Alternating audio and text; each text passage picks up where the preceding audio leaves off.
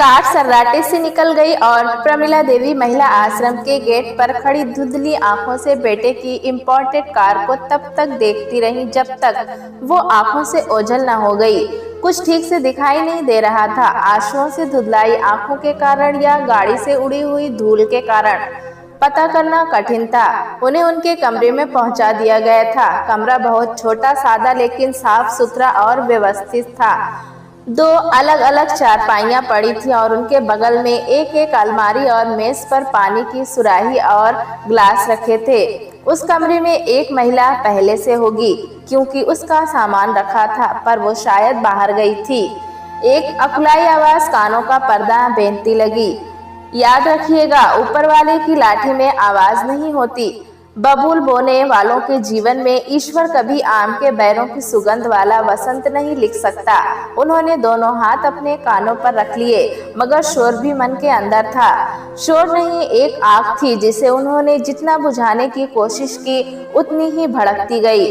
मन के अंदर लगी आग भी बढ़ती जा रही थी और वो आकृति भी। उस लड़की की माँ हूँ, श्राप देती हुई, उन्हें कोसती हुई, अपने अहंकार के आसमान पर बैठे हुए। तब वो आकृति कितनी छोटी नजर आ रही थी। नौकरों से धक्के मारकर निकाल देने को कहा था उन्होंने उसकी माँ को।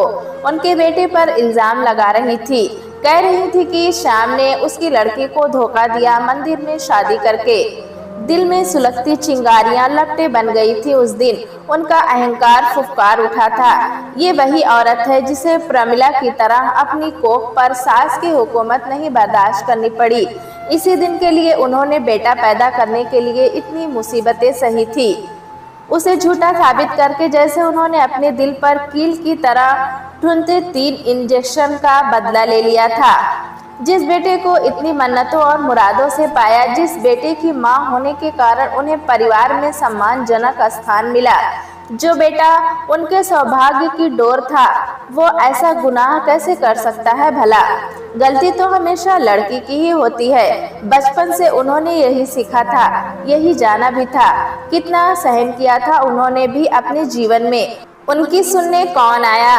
फिर वो क्यों किसी की सुनने के लिए अपने जिगर के टुकड़े को ऐसी लड़की के पल्ले बांध दे जिससे वो पल्ला छुड़ाना चाहता है? लड़के तो होते ही हैं ऐसे, पर लड़कियों को खुद नहीं संभलना चाहिए। अगर लड़कियां खुद ही उन्हें ना लुभाएं तो लड़के क्यों भटकेंगे भला? प्रमिला की नज़र में ये भी उन्हीं रंगीन तितलियों की तरह थी जिन्होंने उनके दिल में हमेशा धधकती रहने वाली आग को जलाया था। उसे अपने बेटे की जिंदगी से निकालकर जैसे उन्होंने अपनी उन सभी सौतों से बदला ले लिया था जिनके कारण उनके पति उनके कभी ना हुए।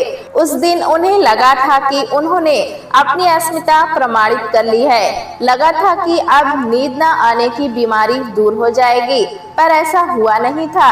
दिल की धू-धू जलती आग जाने क्यों बुझने का नाम ही नहीं लेती थी। अपने वो निरीह आंसू और नर्सिंग होम के इंजेक्शन आग बुझे तीर की तरह आत्मा में अटके थे। सास के सारे ताने, पति की उपेक्षाएं फिर जीवंत होने लगी। ऐसे दिन भी झेलने हैं उन्होंने। पति कहीं और भोग का इंतजाम न होने पर नशे में धुत यदा कदा उसे उपकृत करने आ जाते थे। सास पति के उपकारों का बदला वारिस के रूप में न दे सकने की अयोग्यता पर उसे कोसा करती थी। उनका बेटा प्रमिला को 3 बार घर का चिराग जलने का मौका दे चुका था, पर तीनों बार उन्हें अभागी बहू को बेटी की मां होने के अभिशाप से मुक्त रखने के लिए खर्चा करना पड़ा था। 5 बेटियों की सुरक्षा की चिंता में बरसों घुलने वाली सास और उनकी शादियों में अपनी मेहनत की कमाई पाने की तरह बहाने वाले ससुर को अब और कन्या नहीं चाहिए थी। वक्त के पहिए में जुटी प्रमिला की जिंदगी में भी उठान तब आया था जब वो घर के कुलदीपक की मां बनने वाली थी। सास खुश थी और उन्होंने अपने लाडले को भी बहू को खुश रखने का आदेश दे दिया था। घर के सारे नौकरों को भी उनकी अच्छी से अच्छी खातिरदारी के निर्देश दे दिए गए थे। एक गवर्नेंस केवल उनकी देखभाल के लिए नियुक्त कर दी गई थी। वो हर समय खाने की कोई चीज लिए इस भाव से उनके आगे पीछे घूमा करती थी कि वो कुछ खाकर उसे उपकृत कर दें। तब पहली बार उनका ध्यान गया था कि जैसे वो पति और सास के सामने निरीह हैं, वैसे ही इस घर में ऐसे प्राणी भी हैं जो उनके सामने निरीह हैं। फिर क्या था, उनके सामने नखरे करके और छोटी छोटी बातों पर उन पर बिगड़कर उनका आहत आत्मसम्मान खुद भी कुछ होने का संतोष पाने लगा था। घर को कुलदीपक देने से सास का व्यवहार बदलने लगा था और पति की उपेक्षा से अतृप्त मन बेटे के दुलार में तृप्त पाने लगा। वक्त की आंधी ने अपने निशान सास के तन मन पर छोड़े और धीरे धीरे उनकी अक्षमता के साथ गृहस्थी की डोर प्रमिला के हाथ आती चली गई थी। अब वे ये डोर छोड़ती कैसे? श्याम का ध्यान ना पढ़ाई में लगता था, ना ही किसी और हुनर में, लेकिन उसे इन सब की जरूरत भी क्या थी? उसके पिता ने इतनी संपत्ति आखिर उसी के लिए तो जमा की थी। पिता की संपत्ति से जीवन की हर खुशी हासिल करना ही उसकी जिंदगी का एकमात्र मकसद था। श्याम ने पिता की संपत्ति को अंधाधुंध बहाना शुरू कर दिया था तो पति ने उसे रोकना टोकना शुरू किया, पर प्रमिला हर बार उसका साथ देकर पति को ही लज्जित कर देती। दिल में पति के व्यवहार से सुलगती चिंगारियां उनका ये अपमान देखकर बहुत संतोष पाती थी, लेकिन उन्हें नहीं पता था कि यही एक दिन उनके पति की चिता की आग बन जाएगी। श्याम द्वारा उनके अकाउंट से उनके जाली हस्ताक्षर करके एक मुश्त लाखों रुपए निकाल लेने की धोखाधड़ी उनका दिल बर्दाश्त न कर सका और धड़कना बंद कर दिया। फिर भी प्रमिला से बेटे को डपटा नहीं गया। फिर वो दिन भी आया जब रुपए अय्याशियों के लिए कम पड़ने लगे। पहली बार प्रमिला ने उसे टोका जब बंगले को देखने खरीदार आए। बंगले को करोड़ों में बेचकर फ्लैट खरीद लेना और बाकी बचे पैसों को शेयर में लगा देने की अक्लमंदी पर पहली बार उनके बेटे से विवाद हुआ, जो धोखे से उनसे कागजात पर हस्ताक्षर करवाने और उन्हें महिला आश्रम की राह दिखाने पर खत्म हुआ। जिस बेटे की हर खुशी पूरी की, हर गुनाह पर पर्दा डाला, वही उन्हें एकांकीपन के सागर में छोड़कर चला गया था। रोते रोते प्रमिला कब अपने बिस्तर पर औंधी लेट गई और उनकी आंखें झप गई पता ही नहीं चला। दादी माँ, उठो, ठीक से लेटो, नहीं तो तुम्हारी पीठ दर्द करने लगेगी। प्रमिला ने किसी तरह आंखें खोली तो देखा 2-3 साल की बच्ची उन्हें जगा रही थी। गोल मटोल प्यारा सा चेहरा, बड़ी बड़ी मासूम आंखें, उनके थके मायूस चेहरे पर भी मुस्कान की किरण फूट पड़ी। तभी उसकी माँ आ गई और उसे टोकने लगी। प्रमिला देवी ने उसे मना करते हुए बच्ची को गोद में बैठा लिया और बोली, अरे नहीं, मुझे बहुत अच्छा लगा। इसका यूं अधिकार जताते हुए ध्यान रखना। नाम क्या है इसका? सोना, और मेरा नाम तेजस्विनी है। माँ जी, यहाँ एक कमरे में 2 लोग रहते हैं, मेरे साथ मेरी बेटी भी है, तो हम 3 हो गए। आपको कोई आपत्ति तो नहीं? अरे नहीं बेटा, कैसी बातें करती हो? भला एक शरारती को दूसरे शरारती से क्या आपत्ति हो सकती है? मेरे लिए तो ये अच्छा ही है, मन लगा रहेगा। दूसरे दिन प्रमिला अतीत की यादों में खोई कुर्सी पर बैठी थी कि सोना की जिद ने उनका ध्यान आकर्षित किया। आज मैं मीना के घर में नहीं जाऊंगी, अब तो मेरी भी दादी माँ आ गई हैं। ठीक है बाबा, जो जी में आए कर, मगर पहले दादी माँ से तो पूछ ले। माँ जी, मैं काम पर जाते समय इसे पास के कमरे में शाजिया जी के पास छोड़ जाती हूँ। उनके कमरे की नीना भी मेरे साथ जाती है और उसकी बेटी। मैं समझ गई बेटा, तुम निश्चिंत रहो, मैं इसे संभाल लूंगी। ये चाहेगी तो इसे लेकर शाजिया जी के कमरे में भी चली जाऊंगी। प्रमिला ने तेजस्विनी को आश्वस्त कर दिया। वो चली गई तो प्रमिला के जीवन का बिल्कुल नया अध्याय शुरू हुआ। चंचल बातूनी और बहुत शरारती सोना ने उन्हें एक पल बैठने नहीं दिया।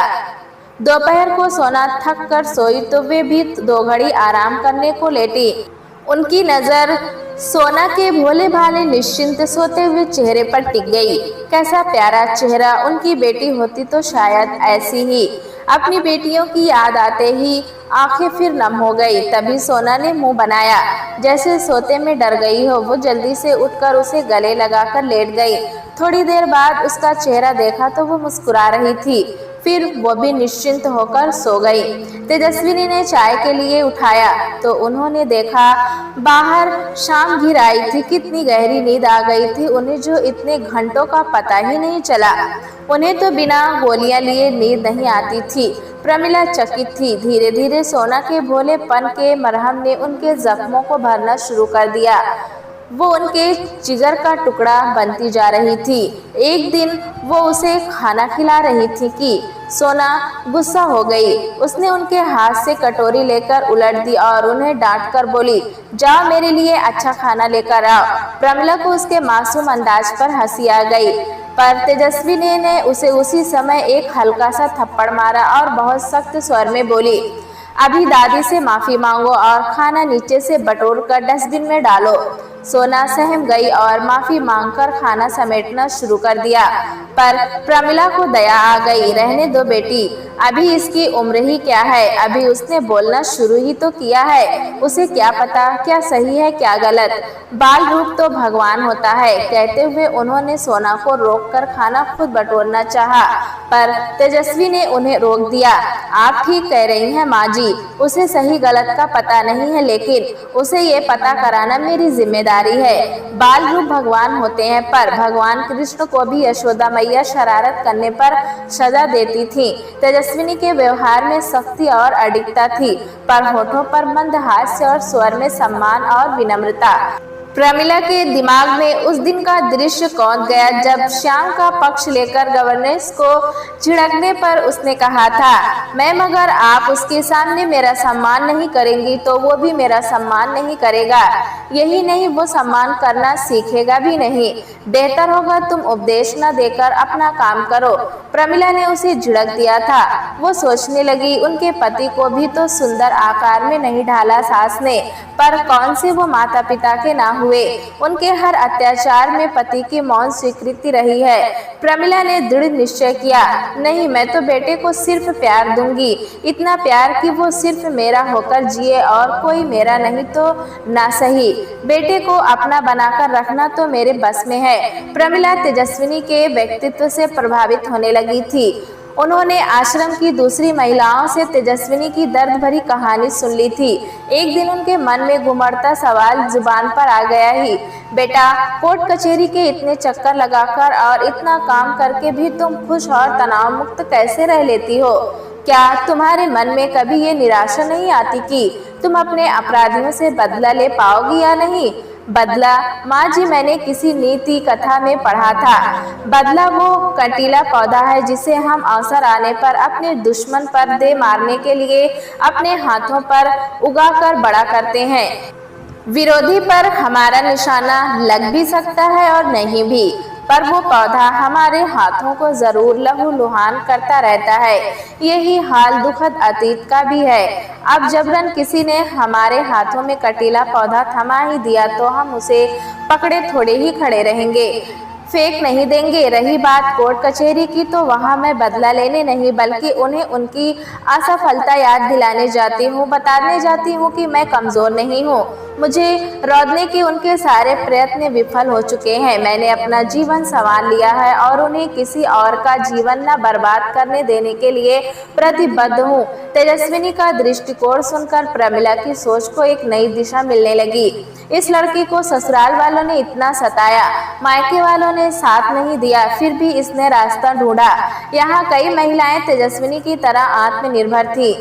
शाजिया की कहानी भी तो लगभग उनके जैसी ही थी। उन्होंने भी तो अपनी जान की बाजी लगाकर अपने ऊपर थोपी जा रही पति की सोच का विरोध किया था। अब वो अक्सर खुद पर हुए अत्याचारों की कटु यादों की बजाय अपनी गलतियों के आत्मावलोकन में खोई रहने लगी थी। क्या उन्होंने अपना आत्मबल समेटकर विरोध का प्रयास किया था? अपने मायके में या किसी स्वजन से मदद लेकर अपनी अस्मिता बचाने की कोशिश की थी? वो तो अपने छीने हुए आत्मसम्मान को दूसरों से छीनकर वापस पाने की कोशिश करती रही। वो तो हमेशा जहरीली सोच के उस कटीले पौधों को लिए खड़ी रही जिसे उन्हें जबरन थमाया गया था। उनके कांटों से खुद भी लहूलुहान होती रही और उन निर्देश लोगों को अपना दुश्मन समझ बदला लेती रही, लहूलुहान करती रही जिन्हें वो पौधा जबरन नहीं थमाया गया था, और अपने पौधों को भी अपने मन में भरे जहर से सींचती रही। वो विष बेल कैसे न बनता? हे प्रभु, कहीं से वे लड़की मिल जाए, अपना जीवन देकर भी उसके लिए कुछ कर सकूं तो धन्य हो जाऊं। अब वो भगवान की मूर्ति के आगे घंटों पश्चाताप के आंसू बहाती रहती। तभी एक दिन सोना की तबीयत खराब हो गई। बदहवास सी तेजस्विनी ने आश्रम की संचालिका, अस्पताल और भी कुछ जगहों पर फोन लगाकर उसे गोद में लेकर निकलने लगी, तो प्रमिला भी साथ हो ली। रास्ते में उन्होंने अपना ममता भरा हाथ तेजस्विनी पर रखा। बच्चों की तबीयत खराब होती ही रहती है, इसने इतना भी। माँ जी, सोना के दिल में छेद है, डॉक्टर ने पहले ही कहा था कि ऑपरेशन करा लूं। अगर आज ही वो ऑपरेशन के लिए कहेंगे तो क्या करूंगी। तेजस्विनी उनकी बात काटकर ये बताते हुए रोने लगी और वही हुआ जिसका उसे डर था। डॉक्टर ने कह दिया कि अगर अभी ऑपरेशन नहीं कराया गया तो तेजस्विनी जैसे सदमे में चली गई थी। वो शून्य में नजरें टिकाए बैठी थी। अग्रिम राशि कितनी जमा करानी होगी, प्रमिला ने ही पूछा। 1.5 लाख और आगे का खर्च 1 लाख मानकर चलिए। आप ऑपरेशन की तैयारियां शुरू करवाइए, मैं आती हूँ बोलकर वे निकल पड़ी। जैसा कि उनका अनुमान था, सुनार ने उनके गहनों के 3 लाख बिना किसी आनाकानी के ही दे दिए। अपने इन ठोस हीरे के गहनों से उन्हें इतना लगाव था कि उन्हें उन्होंने कभी उतारा नहीं था।